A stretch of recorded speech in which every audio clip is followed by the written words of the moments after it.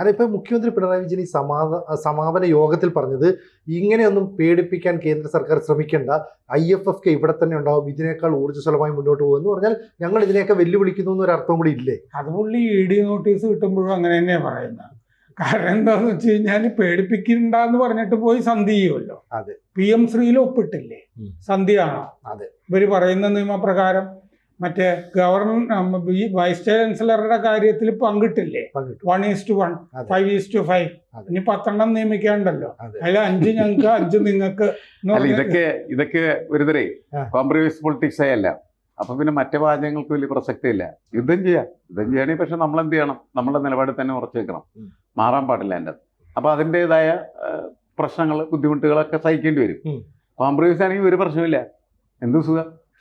അപ്പൊ ആകെ ഇതെല്ലാം കൂടി ആറ്റിക്കുറുക്കി എടുത്തു കഴിയുമ്പോൾ ഒറ്റ സംശയം, ആറ്റിക്കുറുക്കി എടുത്തു കഴിഞ്ഞാല് സജി ചെറിയാനും പിണറായി വിജയനും വി ശിവൻകുട്ടിയും എല്ലാം കൂടി ആലോചിക്കേണ്ട ഒരു കാര്യം, ഈ റസൂൽ പൂക്കുട്ടി നമുക്ക് പറ്റുമോ എന്നുള്ളതാണ്.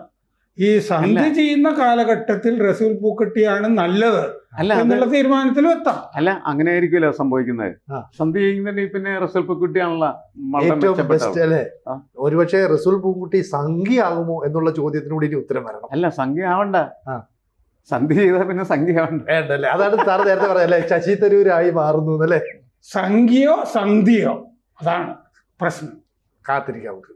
കൂടുതൽ വാർത്തകളും വിശേഷങ്ങളും നിങ്ങളിലേക്ക് എത്താൻ ABC മലയാളം സബ്സ്ക്രൈബ് ചെയ്യുക, ബെൽ ബട്ടണും അമർത്തുക.